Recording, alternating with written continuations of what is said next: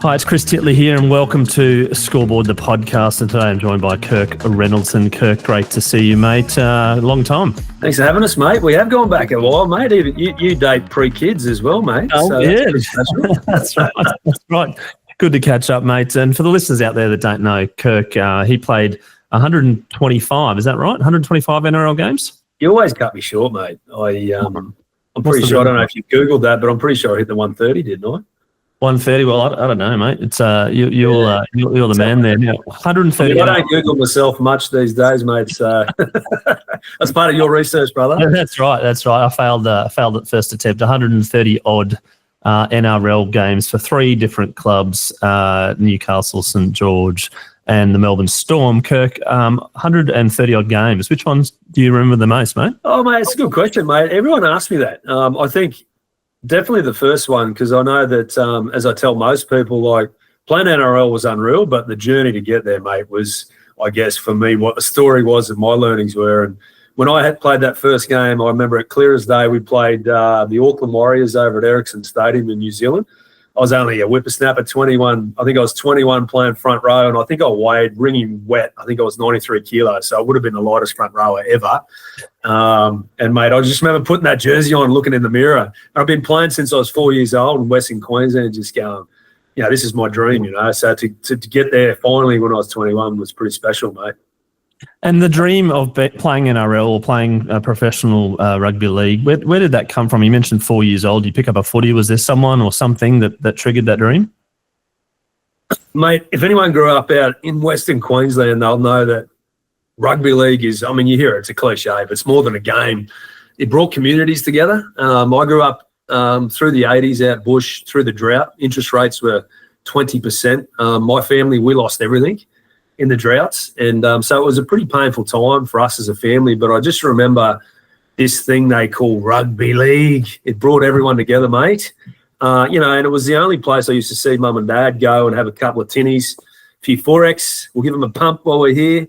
But, everyone just lost everything that they thought about for the week, the stress, the finances. And it was just about the Taroom Battlers playing Roma Cities, mate. And that, that's where my love for rugby league was born. And then, mates, it just happened one day. The Broncos played a trial game out there. And Dad actually, after we'd lost the farm, they bought the bus runs for the local school out there. And Dad took the Broncos from Miles up to Taroom for a trial game. I think they played the Canberra Raiders.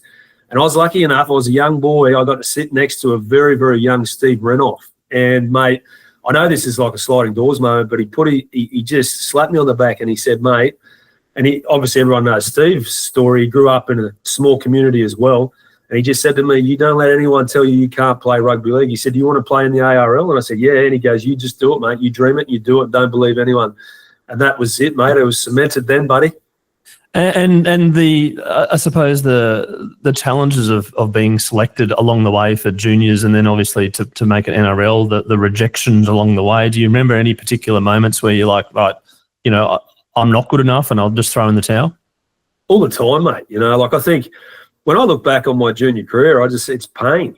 It was painful. I never got in rep teams. I struggled to get in rep teams. I went away to boarding school in Toowoomba and I started playing rugby and I really started to hit my straps and, I got introduced to the political game early on. Incumbent players were selected every single year and I was a new kid on the block. I was a rugby league boy playing rugby union. I had coaches sit me down and try to explain to me, you didn't get picked because their mum and dad, sponsor a school or put a heap of money into blah, blah, blah. And I didn't really understand any of that, mate. So I struggled from day one, Chris, eh? And then the dream of playing in Queensland and playing for the Broncos, do you want to talk about that or you didn't end up playing for the Broncos? Nah, didn't. Thanks, mate. I'm 45. I spent about 20 years getting over that, but that's all right.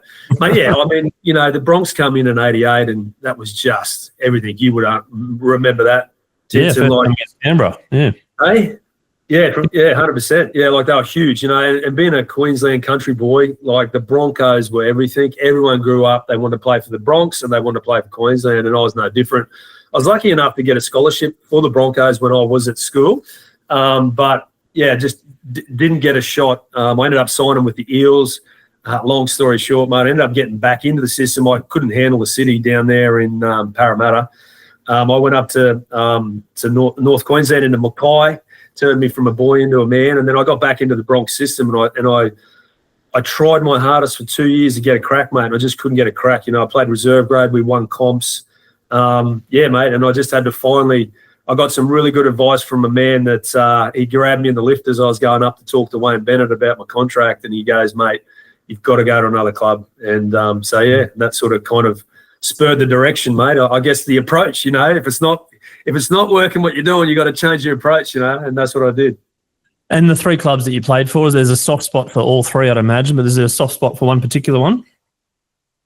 Oh, mate, again, incredible question. I always get asked, Tits, and soft spot, Melbourne Storm. I mean, their success over the last, since Craig Bellamy's been there for 20-odd years, mate, has been incredible. I think it's the first club that I played for, so I've always got a soft spot for Melbourne, and I'm not trying to be diplomatic, but I went to Newcastle, had an incredible time there, and I met some incredible people.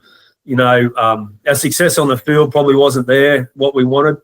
We did get to the semis in one year I was there, but there was a bit of turmoil there, and I learned a heap of different lessons there. But and even St George, mate, I only played this season there, but I think the incredible thing about rugby league is you've got a special group of individuals that play it and who are involved in it. And myself and Katie and my family, we can go anywhere in Sydney, Newcastle, and down to Melbourne, and we've got family for life now. So.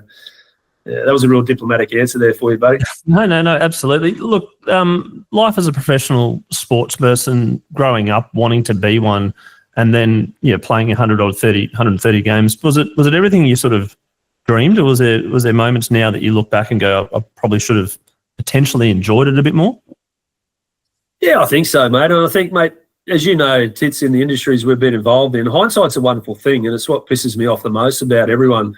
Is that anyone can make a different decision when you sit back and you look at the data and you look at the things that have happened in your life. But at the time, you've got all these sets of variables that you weigh up, and, I guess, part of being a professional athlete, and I'd challenge you to talk to most professional athletes, they're always trying to get better. So it's never good enough, right? Every little thing about their performance, they're never good enough. They're their harshest critic, and of course, when I look back and I go, geez, I'd love to enjoy that a bit more, or, this would have been better and this would have been better. But, ultimately, again, it sounds like a bit of a cliche, but all those decisions brought me to where we are today. And, I feel pretty proud, country kid in the middle of buttfuck, grew up, I got to the NRL, I played in the story about trying to make it in the NRL, the lessons that I learned, I'm pretty proud of what I achieved. I achieved against all odds a young country kid not even making it in the NRL. I'm pretty proud of the decisions I made at the time. I know that some were shit, but, in this game too, mate, like some decisions that I made, I remember Bellamy in my ear when I left, when I was trying to weigh up the decision to leave, and there was a whole heap of different variables why I left Melbourne. But he goes to me, we're going into a dynasty here. We've got the best pack. We're going to be superstars. And deep down, I knew that, but there was there were some reasons why I left. And, at the time, I was making a good decision. But when you look back there now, when you have the foresight of the future and what's happened, it's an easy decision to make, isn't it, Tits? But at the time, weighing up everything. Yeah, mate. When you came off the field, most of those games, and I've asked this in the last couple of episodes, did you have a feeling of happiness and enjoyment, or was it a bit of like, I should have, you mentioned you should have done better, and it's always this endless competitive, I suppose, spirit going through, but did you have fun on every game? Yeah, you do, mate. I mean, obviously you have a lot more fun when you're winning, and I think for me, that's not right, actually, Kirk. That's, I'm talking to myself in third person here, but I think you have the most fun, and when you explore your relationship with pain, and trying to get better, and you have a shit game. And I think, this goes to looking back on my career now, and I try to talk to people about their relationship with failure and learning, embrace it, because when you succeed, mate, you don't actually learn. And I think as I've gotten older, I've realised that. When I look back on my time and, you fuck up and you lose, you sit down and you're never more reflective when you lose, and you never work harder than when you lose. You never explore what edges you can get when you lose. You don't do that when you win. It takes a special person to do that when they win. And I think, I think for me, when I look back in the games that I really enjoyed is when I went through a period of toughness and I reflected and I worked on my game and I went back out there and we could have lost, but as long as I fucking give it my best and I worked on the things that I need to work on and I did well, that was happiness for me. You know, I think just improving that a little bit more every week, mate, that's happiness. And that's something now as a parent and watching kids play sport that you'd probably want to teach those kids, right? 100%, mate, and especially more in this environment. I just, you know, and I've only just experienced this because I got young kids. You know, my oldest is 8 years old, middle child's 6, and the youngest is 3, and they're coming into sport and school. And I see this movement against competition, and like I just think they're losing the greatest gift of all of competition, and that's actually teaching them how to lose and how to build frameworks around losing and getting better. And that's what I really struggle with at the moment. And I put my hand up, mate. I'm trying my best like everyone else. I'm not the best dad in the world, but that's the one thing that I see with kids. Like you would have seen that with your own kids, Tits. You know, when they lose and when they don't get everything their own way, they actually start to put together these, you can see them, they're like sponges. They start to put together this resilience framework and this learning, this capability to learn from mistakes, put stuff together and do it better the next time. And I guess that's what I feel is the best about my experience as a professional athlete. Touching on that word resilience, is it something which you feel like you're very strong at post your NRL days? I'd have to say, yeah, mate. I mean, we've known each other since Aussie currency trading days, mate. You know, so like, and if that's not a tough industry to crack your nut on, I don't know what is. But I think, mate, you know, I'm 45 and I'm still learning every day. But I know that resilience for me, I've been to the depths, the lowest lows, the hells on earth, and I know I can pull myself back out of that. And it's just, and all that is just a commitment to every day. Working hard, reflecting, looking at what I've done, looking at what we've done as a team and moving forward. And I know that through that process, I've really been experienced with being comfortable with pain. You know, like I don't think, professional athletes aren't superhuman. All they've done is explored their relationship with pain. They've gotten comfortable with pain and they've done it every single day. And they've put the frameworks around how to deal with that. So like, I think for me, mate, I think that I have a much higher tolerance and a higher level of professionalism around pain and when we go through pain, and I can see the opportunity in pain. And I think that's what not most people do because the emotions come involved. It starts to get real hard and then they just lose their shizzle, you know. So I think that's what I'm good at, mate. And relating that post your professional sport, and let's get on to that now, the transition from being a sports person to finding your feet off the field, and as you mentioned, you're 45. There's been a bit of a gap. How was that initially? Yeah, it was tough, mate. Like everyone, I think. I was just thinking about this actually when you asked me to come on the potty. I do some work with the NRL transitioning team around retiring athletes, and I think one thing that they don't actually like emphasise and what needs to be emphasised is that it's painful. Yeah, retirement's painful, and to accept that it's going to be pain. It's not. You have everything done for you, mate. You know, like you've got everything done for you. You are a professional athlete in rugby league, whatever it is. And when you retire, then you've got to wrap that framework and learn a different thing around applying it and finding something else. And that's okay. I think acceptance of that pain was the biggest thing, mate, you know, after retirement. And then I think the thing about that then is then finding your passion. You know, rugby league, I think, and people throw it around all the time, but I think that's what separates professional athletes too. They've found their passion and their love. They turn up like, you know, disciplined and waking up early and doing the little things. You don't even talk about that, mate. You know, that's because it's when you're passionate about something, that shit just comes naturally. And, that's the other thing I figured out with transition. You know, sometimes it's good to do things and figure out, that's a definite no, I'm not passionate about that. And I think you just keep, I think it's the same as startup, mate, and trying to find that passion again. It's trying to find what you're passionate about, but two, realising that it's going to be okay. You know, you're going to feel pain, explore the pain, and just go through and build that framework around resilience again, mate. V2. V2, that's right. And we did chat briefly about when we first met as you were a currency trader, and I got introduced to you by a guy called Troy Harry, and we had a chat about currency at the time. What were you up to then? Mate, I've always loved games. I've always loved strategy. Even when I was playing football, I was always really interested in businesses. I was lucky.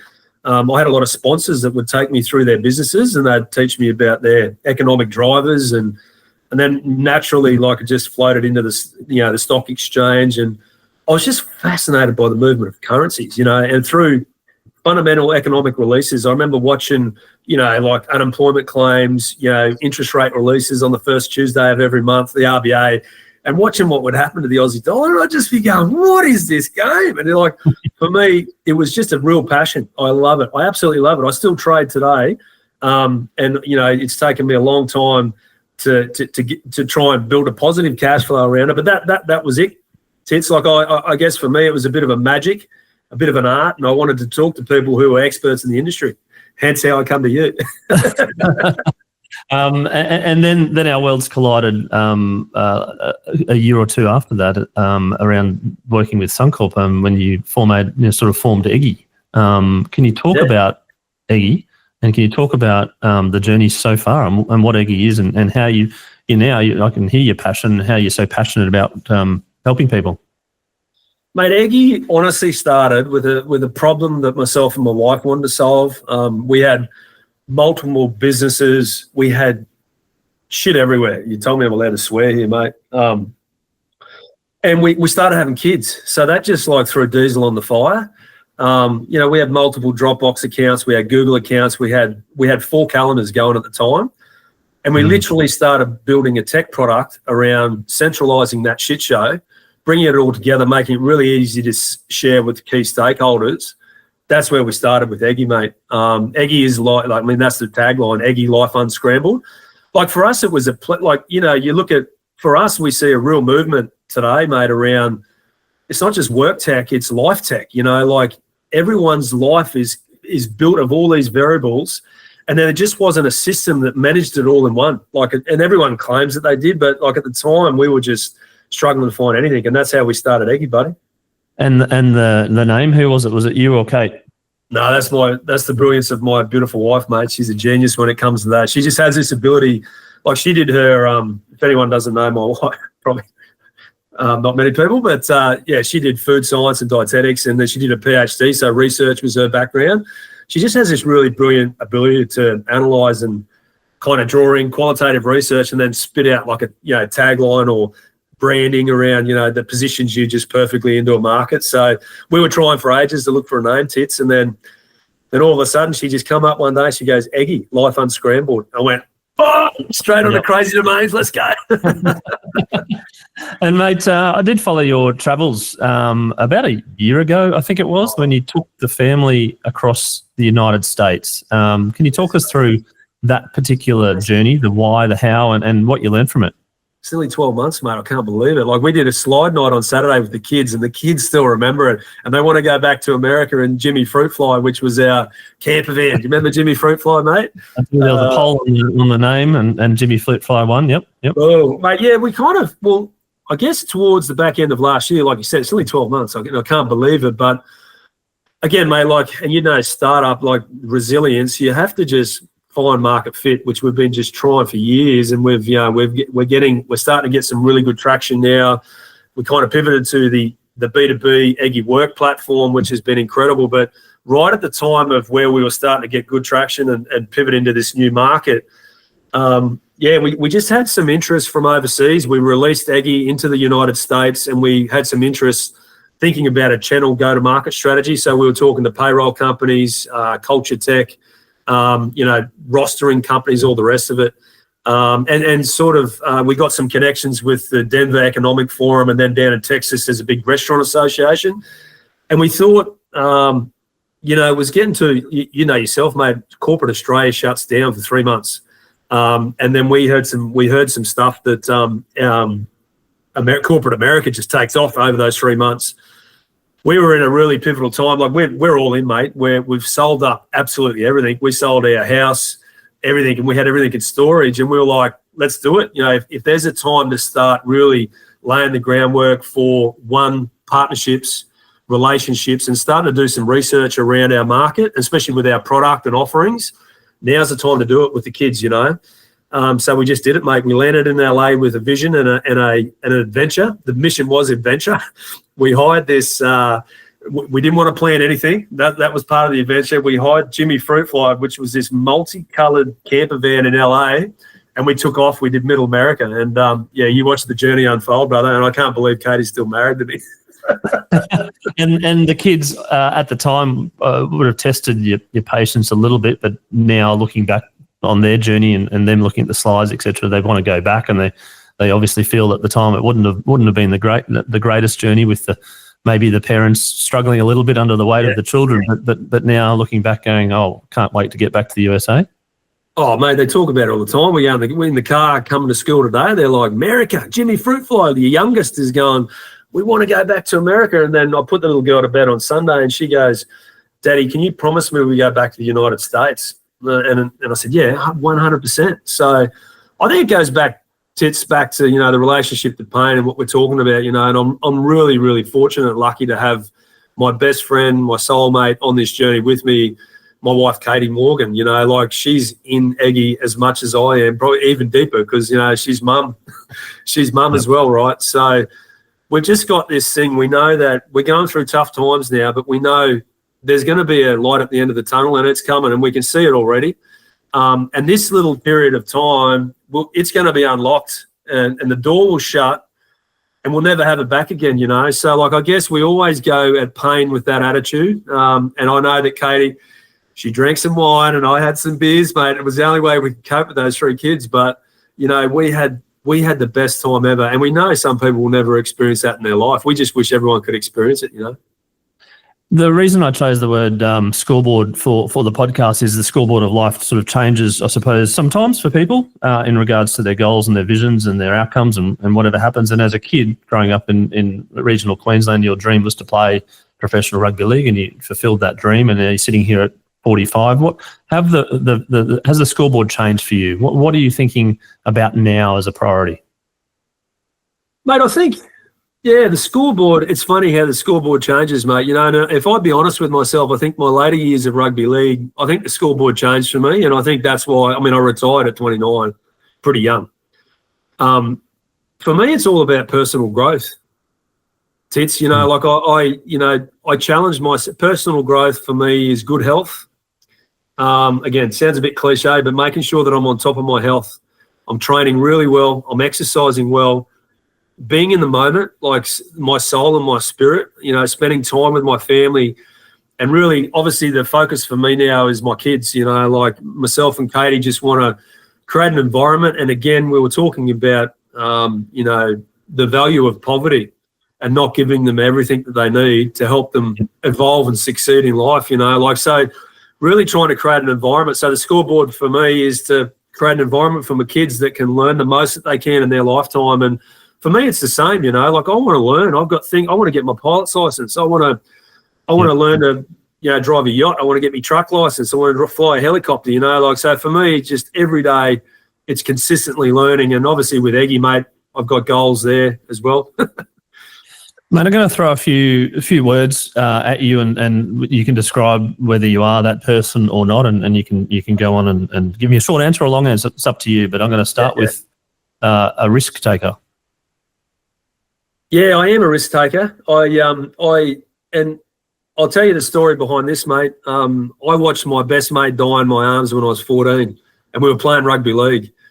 And we both went to boarding school together, and we slept in the same bed. Sorry, in the bed next to me. That sounded a bit bad, Benny. But and he was from Woodford. We both dreamed about playing NRL. We both, had dreams about girls. We both had the same things, mate. And he died when we were playing a game of footy, and just unfortunate set of circumstances that happened.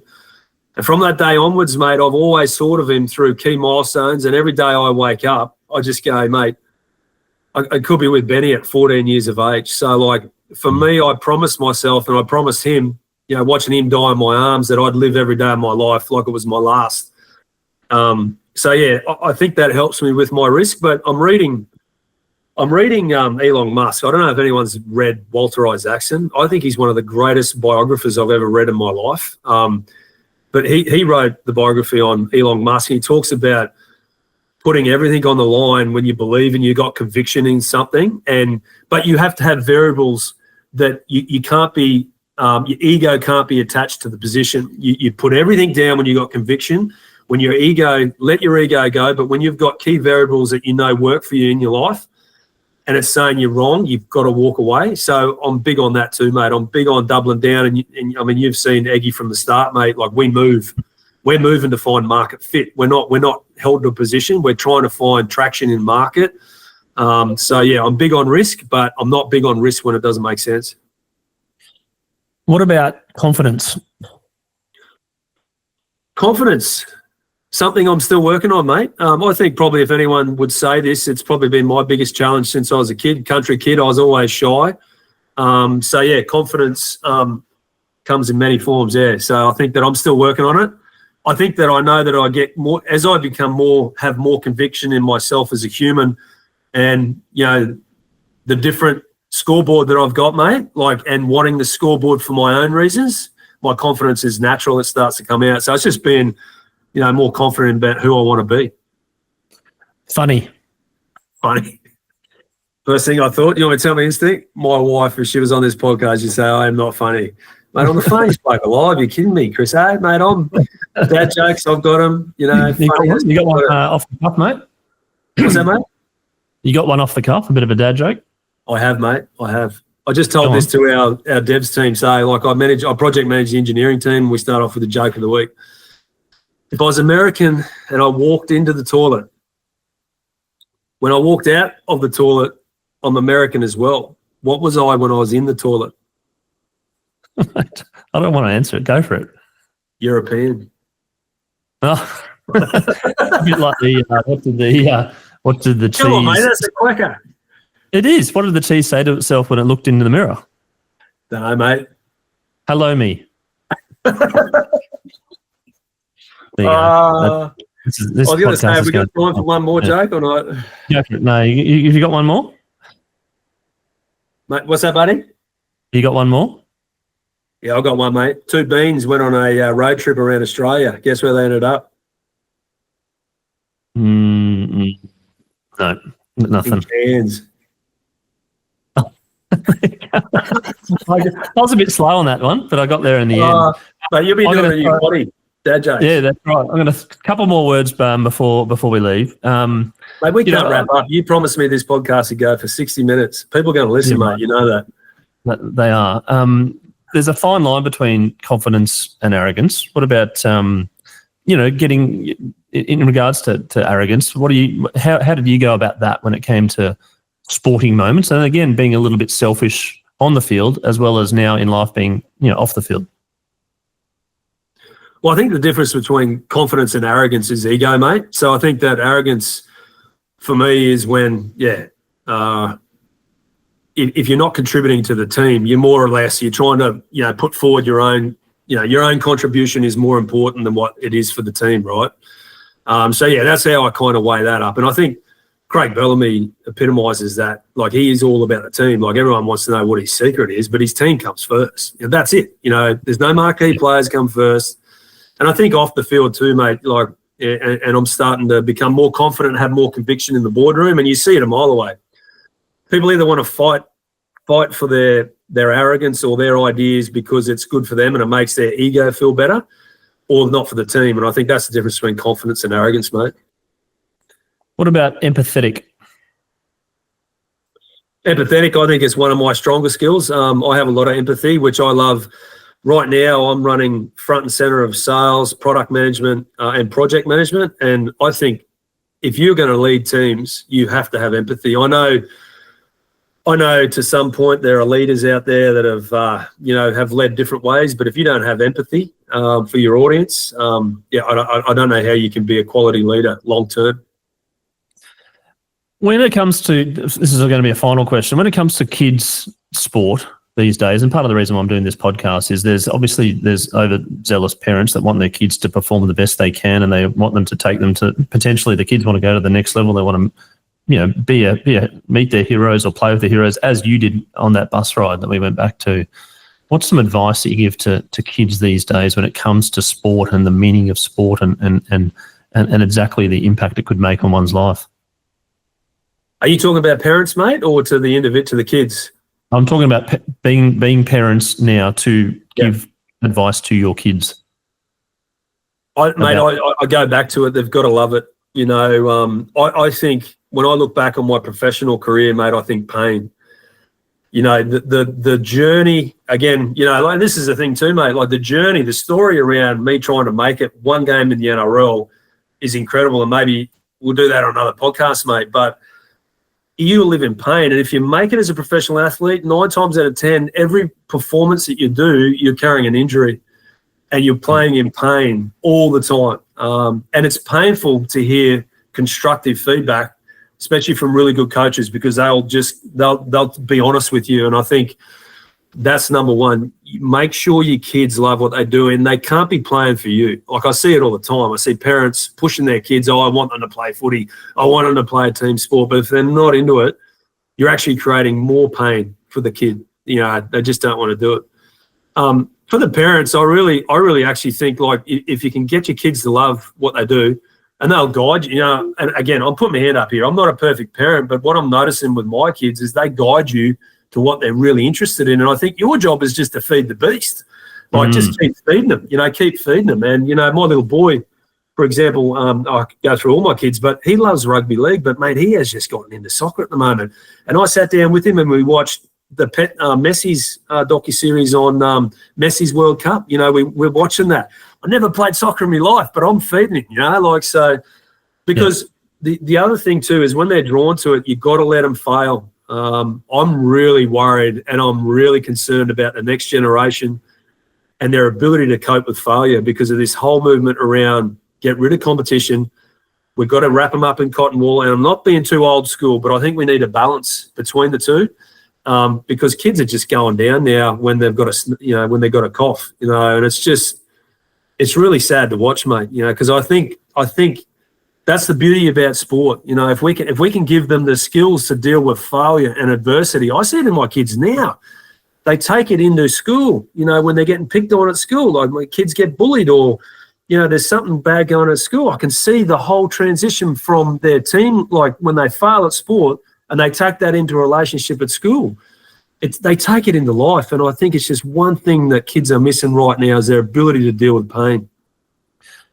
Mate, on that topic, we'll end it there. Thank you so much, Kirk, for being on the Scoreboard today. And the Scoreboard's actually quite an apt name for junior sport because, you know, some levels or grades of competition don't have any scores anymore that I've found out until sort of maybe under 13s in various things where the kids, they know whether they've won or lost and they tell you, but the official scoreline is there's no competition. So it's quite an apt way to end, mate, and some really good, interesting insights there as a professional sports player, now into a founder and co-founder of Eggy. I wish you all the best. Great to catch up again and really looking forward to catching up in person once more.